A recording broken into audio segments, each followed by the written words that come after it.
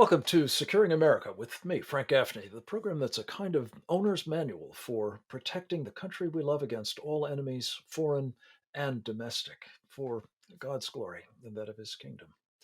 A man who has devoted his life to understanding these threats that we're facing, those that are particularly here at home and endangering our country, as well as the inspiration they take from foreign well, religious and other communities, is our first guest. His name is Robert Spencer. I'm very pleased to say he is a senior fellow of our Center for Security Policy. He is a renowned author, including, among other things, of the history of jihad, from Muhammad to ISIS. He is also the master of jihadwatch.org. It is a marvelous resource online brought to us by the David Horowitz Freedom Center. And we're very grateful for all of these good works and the chance to visit with Robert from time to time. Welcome back. Good to talk to you, Frank, as always. Thank you. Let me start, Robert, by asking you about this individual. Uh, Frank James is his name, who is now alleged to have been responsible for trying to kill an awful lot of people in the New York subway earlier this week. He is what has in the past at least been called apparently a black identity extremist. I'm told that term is no longer politically correct enough for the FBI, but um, give us a sense of this phenomenon of, well, for want of a better term, this black extremist cohort, and do they constitute, in your estimation, an actual serious threat here in the homeland? Whatsoever. As a matter of fact, this man, Frank James, was on the FBI's terror radar up until 2019, when, after extensive interviews, it was said, he was cleared. Obviously, they made a mistake in this. And it's interesting that it was right around the same time that the feds started to concentrate on what Attorney General Merrick Garland, Joe Biden himself, Christopher Wray, the head of the FBI, and others have claimed that white supremacy is the biggest terror threat that the nation faces. So, right at the time when they started saying that these phantom white supremacists that we never actually see do anything were the biggest terror threat that the nation faces, they also began to de emphasize attention to black identity extremism. And so Frank James is let go, and now 10 people have been gravely wounded as a result. He is clearly somebody who was consumed by rage and hatred. He believed that America was systemically racist, which is exactly what the critical race theory propagandists say, and that he could never, as a black man, get a fair shake or have a decent life in America. And he even threatened that ultimately one day he was going to be violent, and he followed through on those threats. But this is just not something that's on the FBI's radar at this point. It seems that all their energies are devoted to this highly politicized attempt to, in the first place, portray all supporters of the former president as white supremacists, and then in the second place, to claim that white supremacists are, in every case, dangerous terrorists. It's really just an attempt to criminalize opposition to the left. Political opposition, Yeah. indeed, and ignore in the process some threats that, well, they now call them racially or ethnically motivated violent extremism, which is getting to a level of abstraction that's not necessarily terribly informative. Let me ask you about this violent extremism business, Robert, because as I said, you're one of our leading experts in this country on jihad and on Sharia and Sharia supremacism, which I think animates it, calls for it, requires it of faithful Muslims. I believe it was the Muslim Brotherhood that first advanced this idea that you mustn't use terms like jihad. Violent extremism is the preferred way of characterizing these things because that allows you to say, well, there's all kinds of violent extremists. Black identity extremism, you've asserted, is a serious problem here. Is jihadist extremism also, in your judgment? It is, Frank. At Jihad Watch, I track regularly jihad activity, and I can tell you that on a fairly frequent basis, there are jihad plots in the United States. Generally, they are discovered, but there are also curious incidents, like, for example, in Seattle. Just recently, in recent weeks, there was a man who called 911 and he said, "I've committed a murder and it's on my account." And the operator says, "What do you mean it's on your account?" And he says, "I mean that I did it in the name of Allah." And then he explained that he'd been reading the Quran, and from the Quran, he got the idea that he had to kill this woman whom he killed. Now, that's a very strange case, but what's noteworthy about it is that the reporting about it has all for the has in the establishment in the Seattle Times and in the broadcast media in the Seattle area completely ignored what he said about his own motivations, because obviously it doesn't fit the media narrative. And this is the kind of thing that happens all the time. AP, Reuters, the New York Times, CNN, they are all committed to downplaying, whitewashing, ignoring outright jihad terror activity, which continues in the United States. And unfortunately, the federal law enforcement and intelligence apparatus seems just as committed to pretending that it doesn't exist. Yeah, I imagine that there is some connection between those two, that the law enforcement community and heavens knows, as you've documented on your pages, Robert, the insistence of the FBI reflexively, virtually immediately upon a terrorist incident taking place, some special agent in charge or another individual associated with the FBI is trotted out to say it's not terrorism.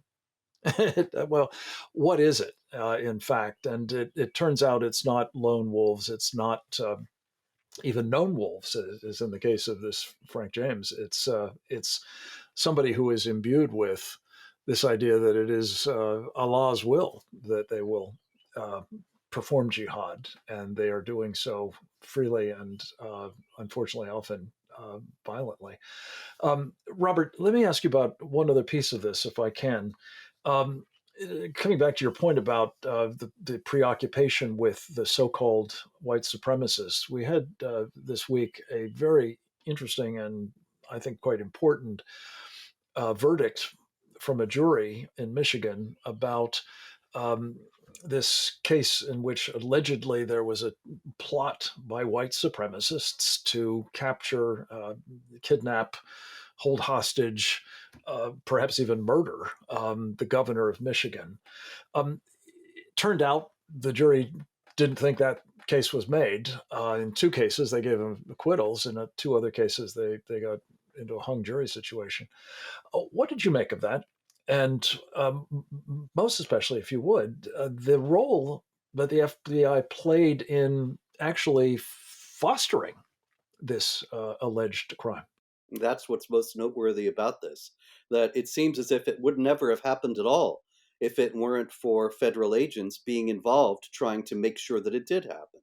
And it's interesting to note in that connection that with the notorious so-called insurrection of January 6th, 2021, it has now been revealed after numerous denials and fact checks, so-called, that there were at least 20 FBI and alcohol, tobacco, and firearms agents embedded among the protesters, and presumably egging them on to go into the Capitol. So it seems as if in both cases, the FBI is trying to manufacture this threat that they claim is the biggest threat that America faces.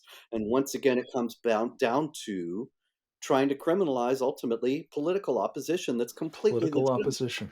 All right, hold that thought, Robert. We're going to come back with another caper that we also want your considered opinion about.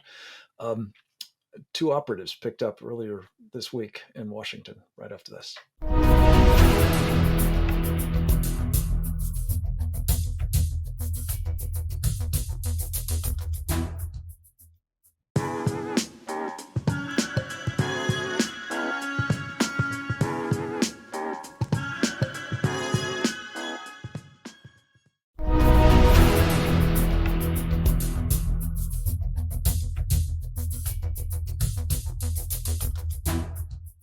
We're back, and we're continuing our conversation with one of my favorite people, a specialist on so many matters of national security relating to various violent ideologies and what they seek to do in our country. When we talk about protecting our country, turning to Robert Spencer for his counsel is always a good idea.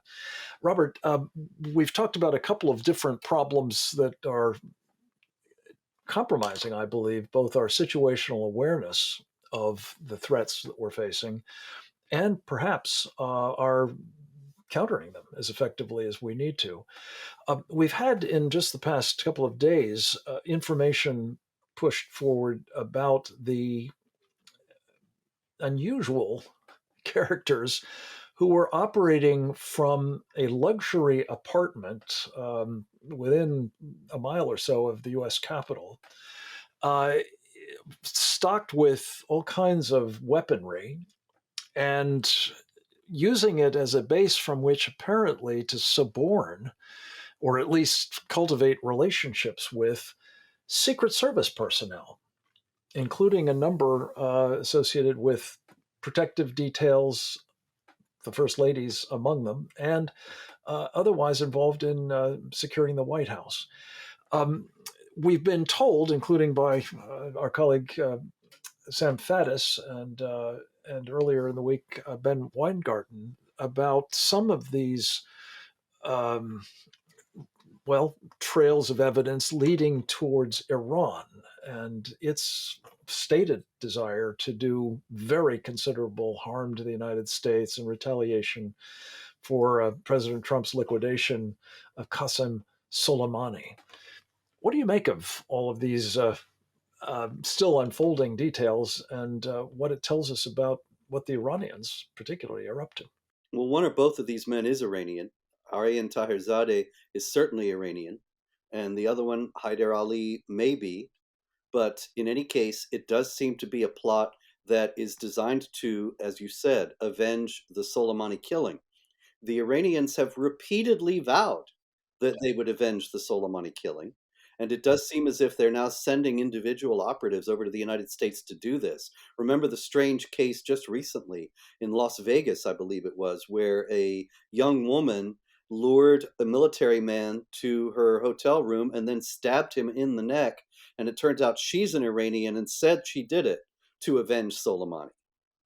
And so it's a very strange thing that the IRGC, the Islamic Revolutionary Guards Corps, would be operating in this way. On the other hand, it may be that they've made a decision that individual action is less traceable to them and to the Iranian mullahs themselves than would be some larger scale attack. Hmm. Sam mentioned something that I was unaware of, but this fellow Haidar Ali, who he said he thought might be Pakistani or perhaps Bengali, but nonetheless had made a number of trips. I was going to say pilgrimages, but trips at the very least to Mashhad, a city in Iran where, as I'm sure you know, the Iranian Revolutionary Guard Corps' Qums um, brigade has been training foreign nationals, including Pakistanis, for jihadist acts of terror. Would this surprise you that there may be that explicit connection, including, stamped in his passport that he was making trips to that city?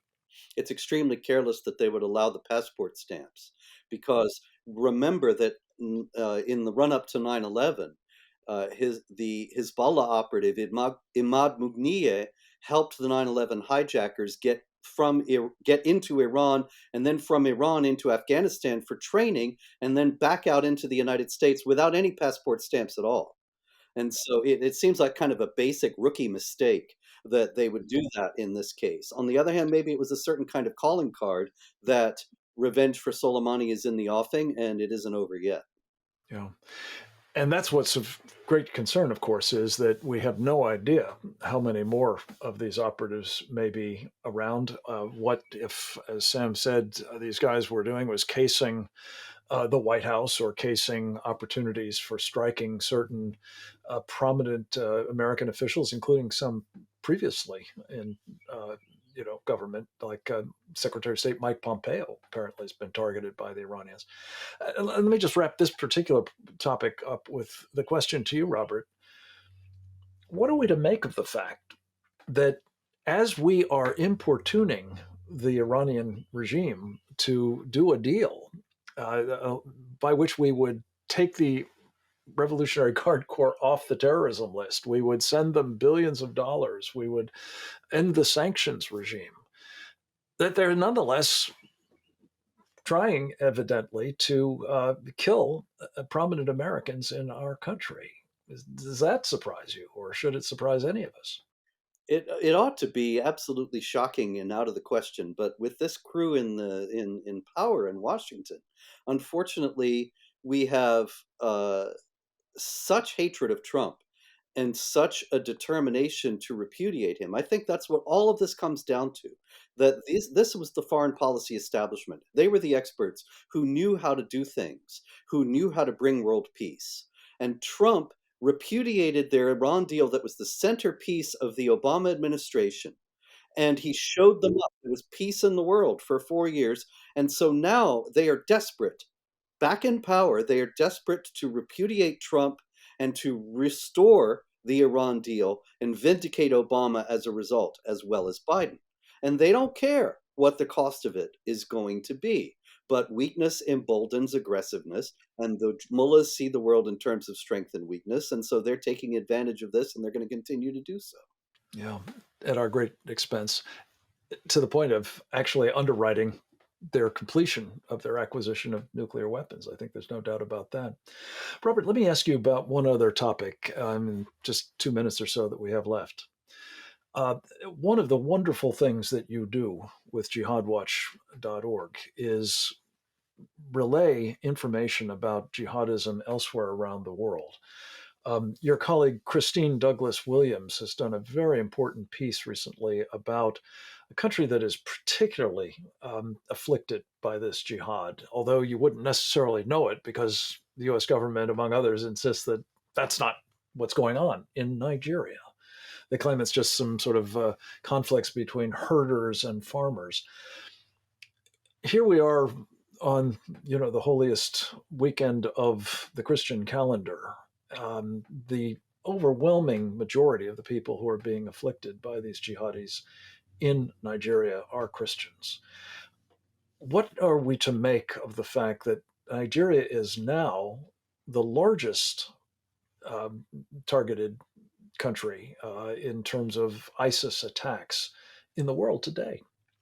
People don't realize it, Frank. You're absolutely right. It's not reported. You have to go to Jihad Watch to see. It's practically a matter of daily attacks now. Muslims killing Christians, the herdsmen, as you noted, it's herdsmen versus farmers, but the herdsmen are Muslims and the farmers are Christians. And many, this is not me talking, but many Nigerian authorities in the church and also Christian politicians have noted that it's very clear that the herdsmen are trying to drive the Christians out of the area and take the land that they are farming and establish ultimately an Islamic state in all of Nigeria that would subjugate the Christians that remain. So this is something that is very clear from the statements of the groups themselves, notably the Islamic State West Africa Province, which probably most people don't even realize is based in Nigeria, is quite active, hits in neighboring countries, Cameroon, Niger, Chad. In fact, they're trying to establish a caliphate in absolutely. And Central Africa, West Africa, that would be far larger and certainly more powerful than anything that they ever aspired to have in Syria. Robert, thank you for the coverage you're giving this particular topic, as well as the rest of the work that you perform. It's vital, and I commend to all of our listeners your website, jihadwatch.org. Please support Robert's vital work if you would. Thank you. Come back to us again soon with updates if you would, Robert. Next up, Todd Bensman on border insecurity and what it means for you.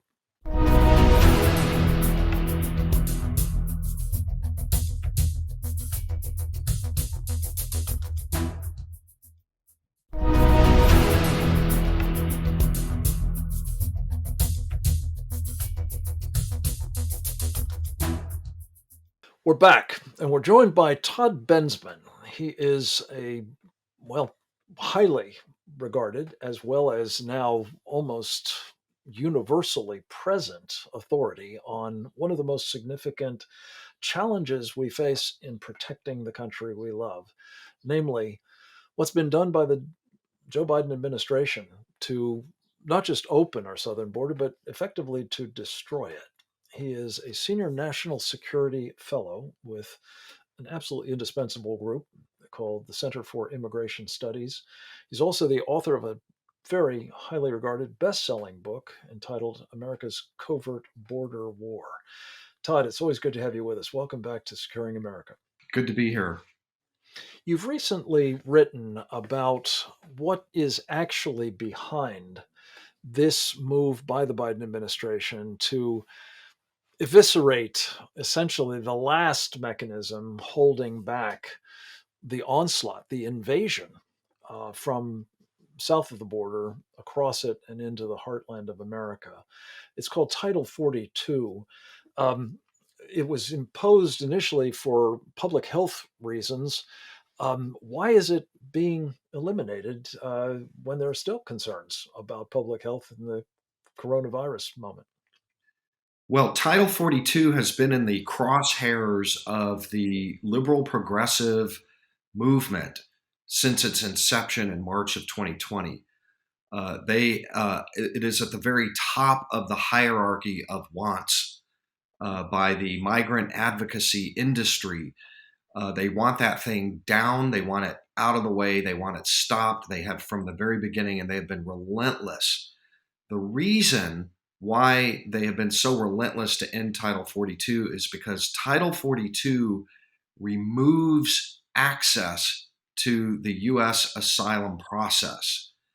The U.S. asylum process is the key to mass migration events, to stampedes for the border, for one reason, because if you can step foot on U.S. soil and say, I want asylum, it's an off ramp from deportation straight into the United States for resettlement for years and years.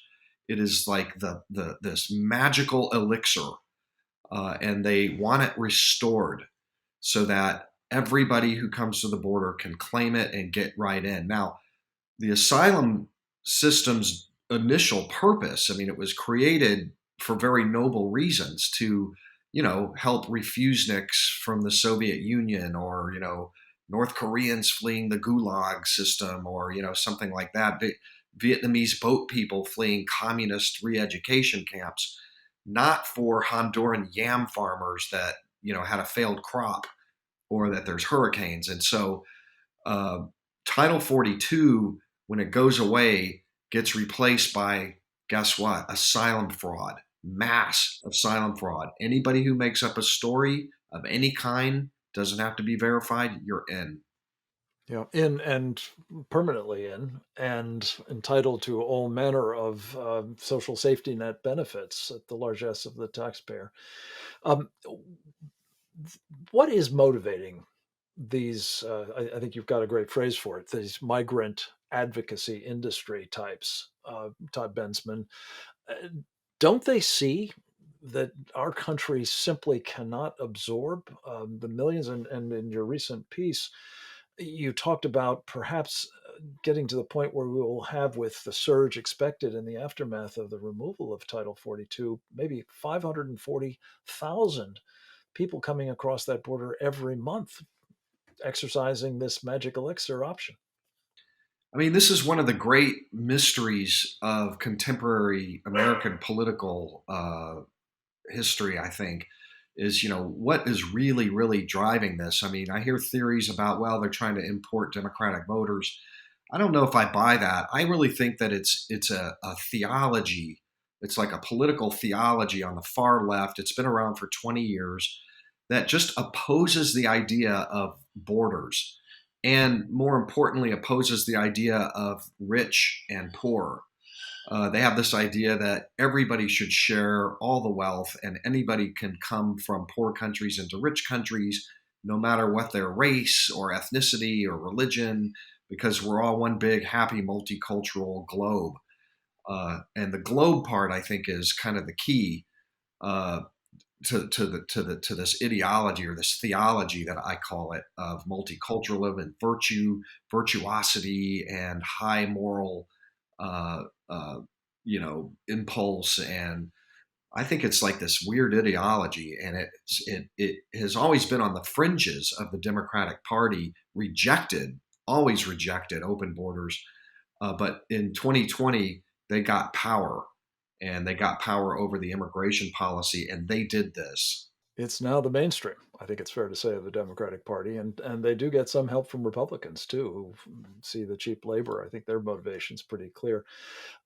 I have to say, Todd, mark me down as a cynic, maybe, but it seems to me whether you were ideologically motivated by high-minded purpose or not, you certainly see the advantage of having large numbers of Democrats or people who you think will be Democrat voters coming across that border, changing the electorate. So we'll be monitoring their rationalizations in the future. Talk a little bit about how we used to have a Remain in Mexico policy, and that the upshot of this would be a Remain in America policy. And is this, as a practical matter, irreversible once this is done? And won't it be enshrined ultimately in amnesty for all these people if that's not made unnecessary by the asylum process? Trump came up with the Remain in Mexico policy, which, like I was explaining before about the asylum system, the game for the asylum system is you claim it and then you wait inside the United States for adjudication. Well, that's a 5 year backlog now. So you're in for 5 years in the US. Most of them are ineligible. Judges rule Guatemalans ineligible by like 95%, Haitians 94%, Hondurans. I mean, nobody gets asylum really, and so they disappear. The point of asylum is to disappear inside America. But Biden, right, and Biden was, I'm sorry, Trump was making them wait in Mexico. So asylum, it means you get to wait under the Democrats, you get to wait in America and disappear. And I mean, you disappear. Especially, we have no deportation anymore. They have abolished ICE. Effectively, it's abolished. So you don't have to worry about about ever being deported. Yeah, and I'm told that the another gambit that the administration is pursuing, Todd, is that they are having so-called asylum officers in the Department of Homeland Security that will be essentially replacing many of those immigration judges working ostensibly on the backlog. But if those are people who are basically right as well out of this migrant advocacy industry, you're going to wind up seeing, I assume, an awful lot of those people being rubber stamped with asylum and turned loose in the country as well. Is that a concern? So if nobody sues, and I do expect a lawsuit right away on that, there's a brand new regulation that transfers authority for granting asylum from judges in an adversarial court setting to frontline low level asylum officers. They can stamp it on the spot and legalize people with asylum, put them on a path to citizenship right away. It's a recipe for rubber stamping everybody who comes to the border with a permanent fix to the illegal immigration problem. No longer will people coming across the border be illegal; they'll be legalized right away.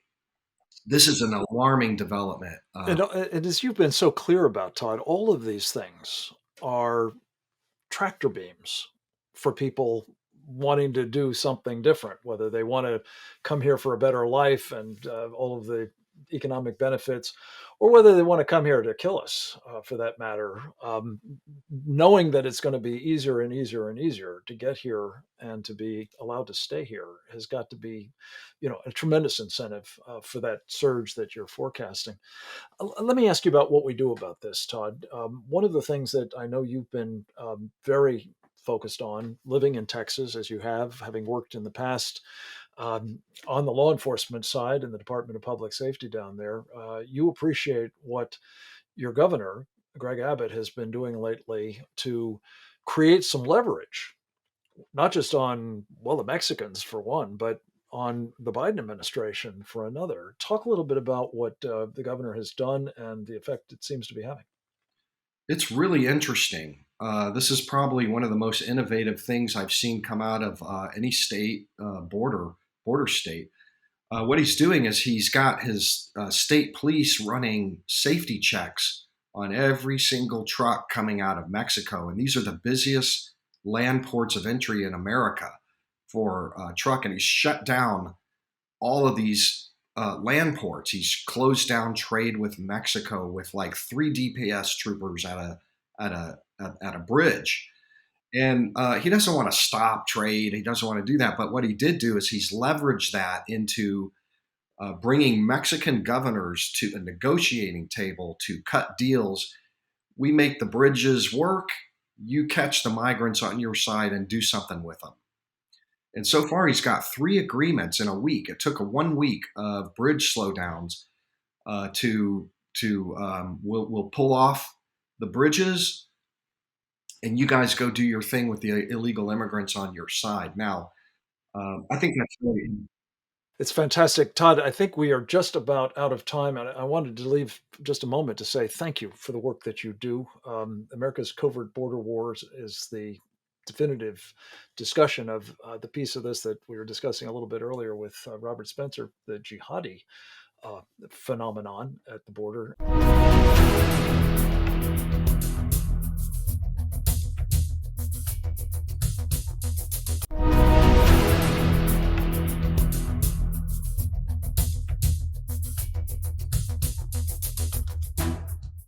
Welcome back, and a very special welcome to our next guest. He is the Vice President for Foreign Policy at the Heritage Foundation, a Lieutenant Colonel, United States Army retired, and PhD, among other things. His name is James Carafano. He is a leader in the conservative movement's work on national security matters. I'm proud to call him a friend and always delighted to have him as a guest. James, welcome back to Securing America. Thank you for having me. I wanted to start with a really important product of the Heritage Foundation, Jim. It's called the Index of U.S. Military Strength. It's an annual publication. It's unlike anything else I'm aware of in certainly the non-governmental space, and it chronicles what's happening to the United States military, the good, the bad, and the ugly. And I wonder if you might just sort of level set with us for this conversation about what's happening to the military, its condition, and its prospects for what happens if we get into a fighting war, by giving us a quick appreciation of what your sense is based on that index. Yeah. Well, that's a really important question, which is why we do the index every year, because, as we've seen in the Ukraine war, you have to look at, if you want to understand how a military can and will fight, you'll have to look at everything, not just count the number of tanks or planes that they have. And I'd actually like to start at the top, because I just recently wrote on this for Fox News, looking at the most senior levels of civilian military leadership. And that I think is actually, frankly, an area of concern. We've now had 2 consecutive conflicts where the advice that the military has given and the actions that the administration have taken have been essentially looking clueless in both Afghanistan and in Ukraine. I mean, Milley, the chief of staff, basically said, well, the war is going to be over in 3 days. All he looked at was the Russian plan. He didn't look at any of the military capabilities. So he either gave really bad advice, or the White House refused to accept it. And then, look, military planning is not about planning for what you want to happen or what you expect to happen. It's to plan what could happen, either really good or really bad, and have contingencies to deal with that. One of the most famous military adages is no plan survives contact with the enemy. So you can't go on the basis of those plans. And the Russians were every bit as surprised, I think, as was Milley. This is making a point as to the quality of leadership, which obviously has an impact on military strength. but so do some of those other calculations, which you do admirably on the numbers and the quality and the in readiness the of index. our forces. How would you characterize those today? So when you go, well, if you go one level below that, when you look at planning, for example, and as we were talking about, before we started, the military just put out a budget which didn't include inflation. I mean, we're at 7% inflation. That and some of the biggest drivers are personnel costs, fuel costs. These things are heavily impacted by inflation. That's almost malfeasance. And let me just drill down on that for a second. A colleague by the name of Captain Hung Kao, who's now running for Congress out in the 10th District of Virginia, as a matter of fact, used to build budgets for the Navy. And he said that the impact would be on the order, this failure to factor in inflation, on the order of a $45 billion additional charge just to do the sorts of things that the military has said they need to do. And that translates into, he said, 4 carrier battle groups. He said that would translate into air wings of fighter aircraft and so on. In the absence of that, you've been in the building, as they say, for a long time, Jim. What is the practical effect on not just readiness, modernization, research and development, if you have to eat that kind of cut?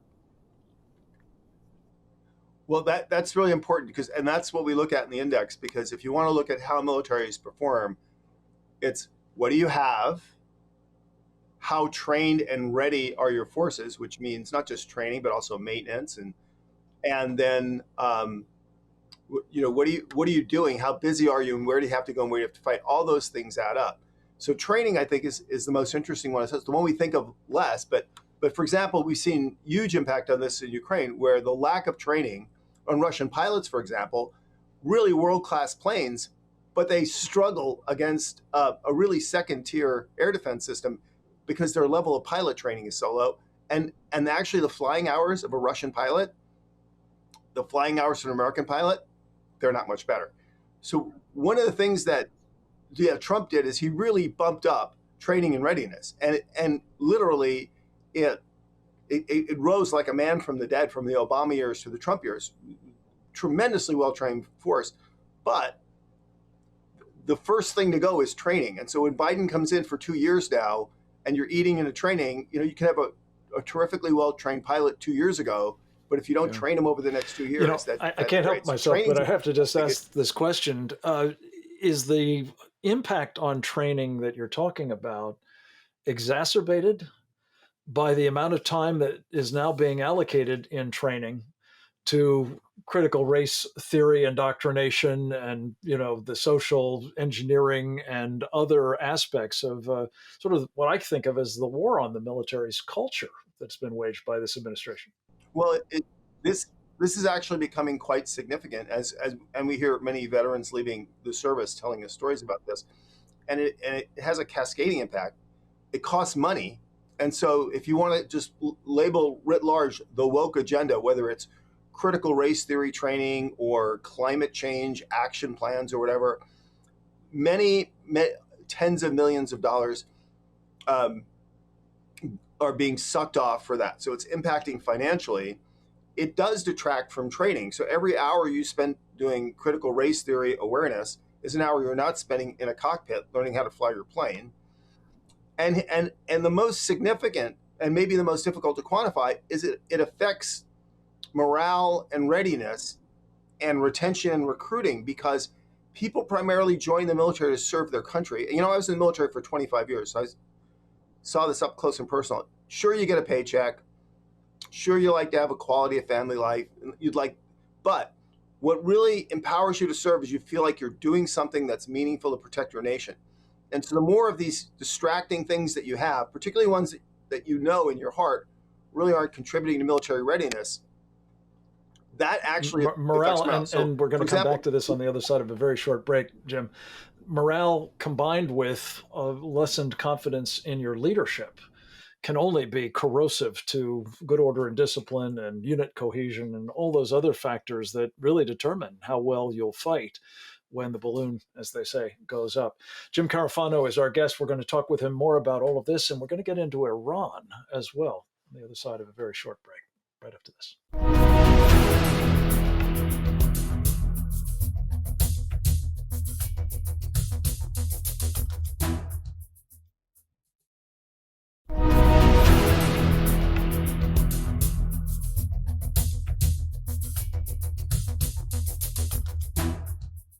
We're back, and we're visiting with Dr. Lieutenant Colonel Jim Carafano of the Heritage Foundation, where he serves as its Vice President for Foreign Policy and one of the resident experts in certainly the conservative world on national security matters. We're always delighted to have a chance to visit with him. Jim, you were talking about leadership and the impact that failures of it have had on military readiness and morale and esprit de corps and so on. What are we to make of this practice that we've been hearing about, that we've increasingly taken to sharing very sensitive intelligence with the Chinese Communist Party? Some of it about Ukraine, some of it about, well, if we're going to attack them, for example, Milley has said he's going to share that with them. Um, I gather the military is saying, no, we're not doing that. But what's going on here, and what are the implications if anybody is giving our most sensitive information to hostile powers? Well, this is the really the scary part. So we talked a lot about our index of U.S. military strength, which folks can go online, go to heritage.org, or just do a search. What we don't do in there is we don't quantify things you can't quantify. For example, like cyber competition is very difficult to, and the other one is intelligence. But but these are crucial aspects of fighting. For example, part of the reason why we think the Russians are failing in Ukraine is because their intelligence and reconnaissance and surveillance isn't very good. So you just raised one of three problems that the U.S. has. One is this practice of, for political purposes, compromising information with people that we know are going to not use it correctly. Like why are we holding any mill-to-mill contacts with the Chinese? Why are we sharing any information with the Chinese?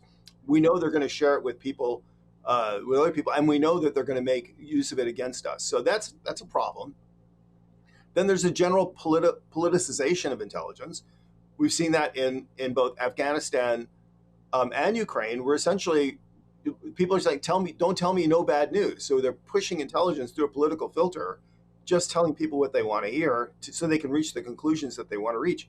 And then the third problem is we're not sharing intelligence with people who can really use it and need it. The Ukrainians would be a lot further down the road in their defense if we were providing them intelligence to give them the advantages that would allow them to deal with the Russians. And we've only gradually done that over time. How many lives have been lost? How much cities have been destroyed, people displaced, because we've been reluctant to use intelligence in a more aggressive manner. So all these are issues. For good is the Right. point. Yeah. But here's the other piece of this, and I would add a fourth item to your list there, Jim.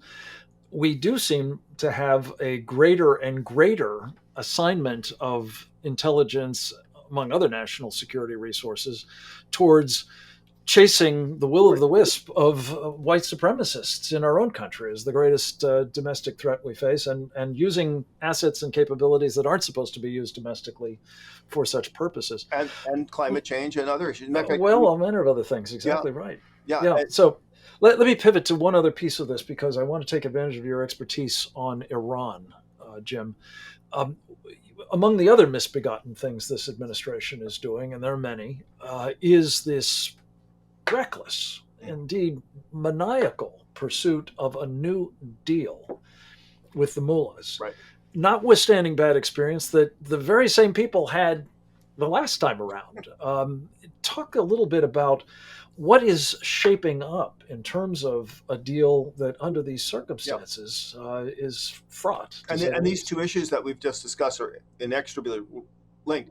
One of the things that we look at in the index is where does America need to be strong to deter what could be problems for America and Western Europe because of NATO, obviously in Asia because of China, but also the United States is a balancer in the Middle East to maintain peace. And the more instability there is, the more pressure that puts on us, and the more those needs compete with other needs. And we're overstretched now. I can tell you that.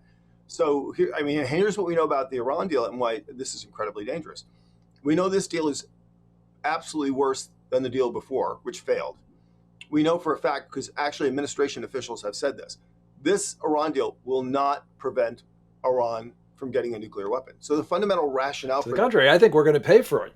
Yeah, That's the problem. and it is definitely going to empower Iran. Put more money into their economy, more access. It's going to make them much more dangerous, which again comes back as a problem on us. And then the other thing is it's going to be a complete backdoor for the Russians.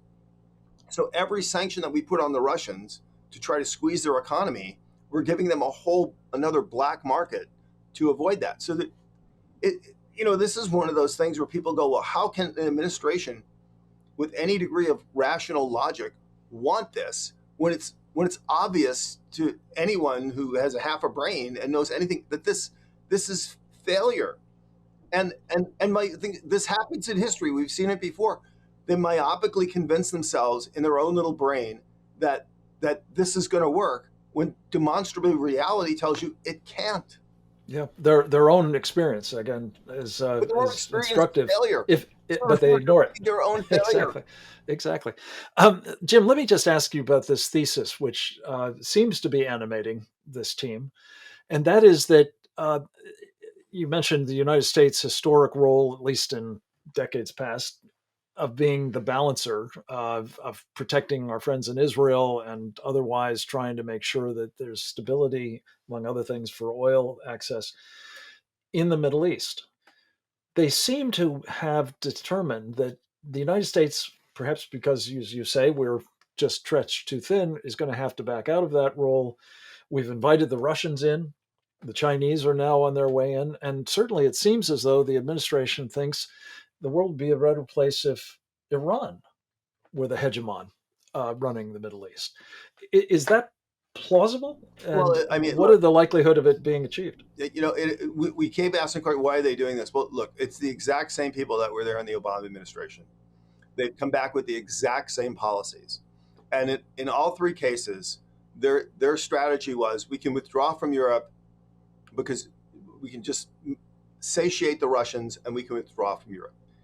We can withdraw from the Middle East, just give the Iranians what they want and withdraw. And the same thing in China. And so they came right back in and they've done the exactly same thing. They came in and this is a formula for disaster. And, Jim, I have to cut you off, I'm afraid. Thank you for your time today, my friend, and the great work you do at the Heritage Foundation. Come back to us soon if you would. I hope the rest of you will do the same again next week and that you will learn more about how you can join us in protecting America. Until then, this is Frank Gaffney. Go forth and multiply.